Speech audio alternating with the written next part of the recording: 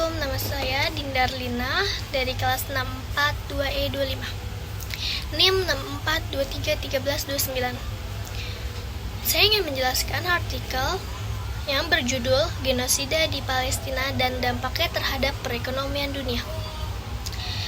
Istilah genosida pertama kali diperkenalkan oleh seorang pengacara Polandia bernama Raphael Lemkin.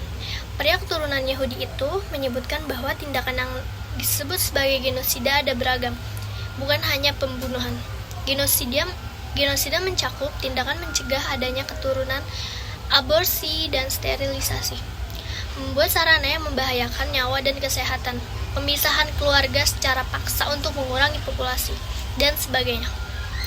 Tindakan ini dilakukan terhadap suatu kelompok beberapa individu yang menjadi anggota dari suatu kelompok. Aksi genosida juga dapat diartikan sebagai kejahatan yang menyangkal keberadaan sekelompok manusia karena alasan ras, etnis, agama, atau suku bangsa.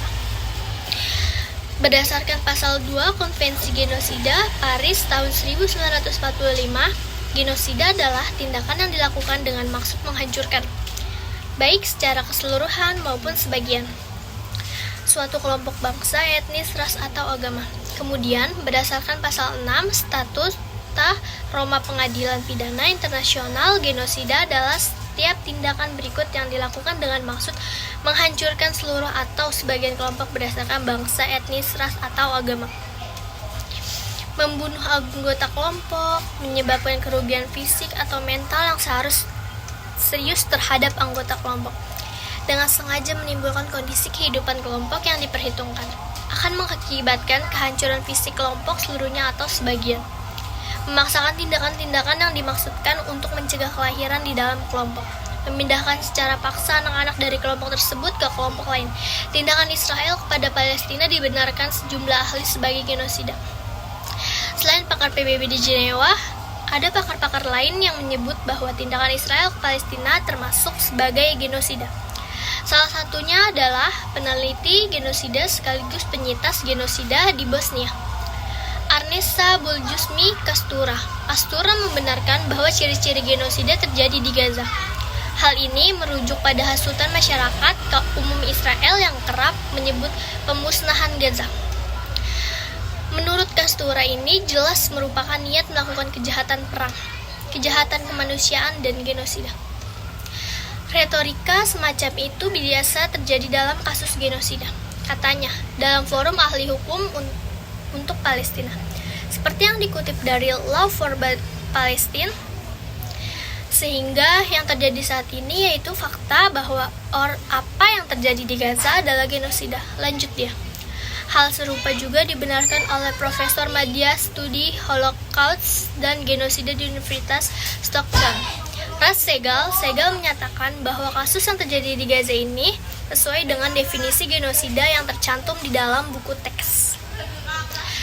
Pembunuhan menyebabkan cedera tubuh yang serius dan tindakan yang diperhitungkan menghancurkan kelompok tersebut, kata dia seperti yang dikutip dari Time. Sebagai bukti adalah tingkat kehancuran secara massal yang dilakukan Israel serta pengepungan total terhadap kebutuhan dasar, semisal air, makanan, bahan bakar, dan pasokan kebutuhan medis. Di sisi lain, menurut Direktur Program Studi Genosida di Universitas Yale, David Simon, Israel hanya ingin memusnahkan Hamas dan tidak ada niat langsung untuk menghancurkan sebuah kelompok agama, etnis, atau ras. Kendati demikian, Simon menyebut bahwa kemungkinan Hamas dan pasukan pertahanan Israel atau IDF dapat dinyatakan bersalah karena telah melakukan tindakan yang mengarah ke genosida. Pandangan yang berlawanan datang dari Direktur Program Genosida Kamboja di Universitas Yale, Ben Kiernan. Menurutnya, aksi balasan Israel terhadap Gaza tidak memenuhi ambang batas yang sangat tinggi yang dibutuhkan untuk melengkapi definisi genosida secara hukum. Berikut dampak-dampak genosida Israel di Palestina. Berdasarkan penuturan para ahli, tindakan yang dilakukan Israel kepada Palestina bisa disebut sebagai genosida. Meskipun masih menjadi perdebatan, namun beberapa dampak negatif akibat serangan Israel kepada Palestina masuk dalam ciri-ciri genosida.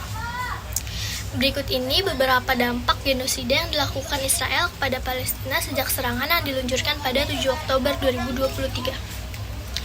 1.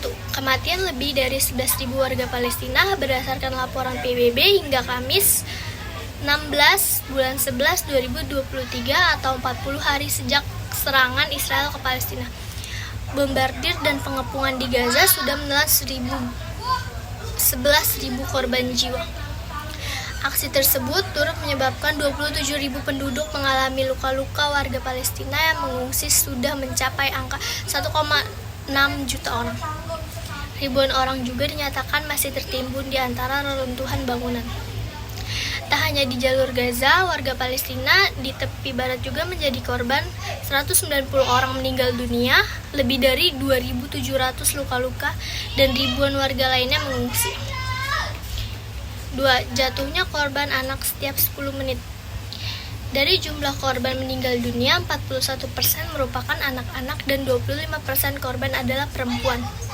Dalam laporan Al Jazeera, korban anak-anak sudah tembus angka 4.400 serta 2.900 perempuan. Pada setiap 10 menitnya terhadap satu anak yang terbunuh dan 2 anak terluka. Sekjen PBB pun menyebutkan Gaza sudah seperti kuburan bagi anak-anak. 3.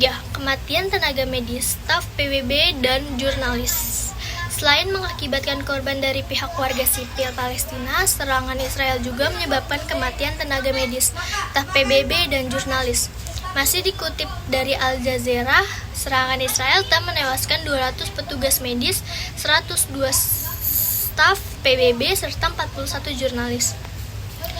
Padahal berdasarkan Konvensi Jenewa tahun 1949, petugas medis, staf kemanusiaan, dan jurnalis adalah pihak-pihak yang tidak boleh menjadi target serangan. Nomor 4. Kehancuran rumah sakit infrastruktur di Palestina. Sejak awal November, Israel menargetkan serangan bom ke rumah-rumah sakit, termasuk salah satunya Rumah Sakit Indonesia. Tak hanya itu, Israel juga memblokir pasokan air bersih ke Palestina sejak serangan dimulai pada Oktober lalu. PBB mencatat separuh infrastruktur sipil di Gaza hancur. Akibat hal itu, lebih dari 40.000 rumah sakit, sekolah, masjid, toko roti, pipa air, saluran air, limbah, dan jaringan listrik hancur. Kerusakan ini tentunya mengancam kehidupan warga Palestina di Gaza. Ancaman kehidupan akibat rusaknya infrastruktur ini termasuk krisis makanan dan air bersih.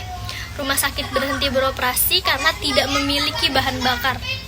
Kegiatan pendidikan, sosial, dan ekonomi terhenti. Warga terancam tertular penyakit berbahaya karena mengonsumsi air dari sumber yang tidak bersih. Peningkatan angka kematian karena korban luka dan kritis tidak bisa diobati. 5 jutaan warga Palestina dipaksa meninggalkan rumahnya. Pada 13 Oktober 2023, Israel diketahui telah memerintahkan warga Palestina untuk mengungsi ke wilayah selatan. Hal ini dibenarkan oleh Staf Islamic Relief di Gaza. Dikutip dari situs Koordinasi Urusan Kemanusiaan atau OCHA, terdapat sudah ada sekitar 1 juta warga Gaza termasuk pengungsi karena serangan Israel ke warga sipil pada tanggal 16 Oktober tahun 2023. Warga Palestina meninggalkan rumah mereka dan pergi ke selatan meskipun kondisi yang sama terus terjadi. Bahkan di wilayah pengungsian, serangan dan pengeboman dari tentara Israel terus terjadi. Hal ini menyebabkan warga Palestina mau tak mau harus meninggalkan tanahnya jika ingin selamat. Terima kasih.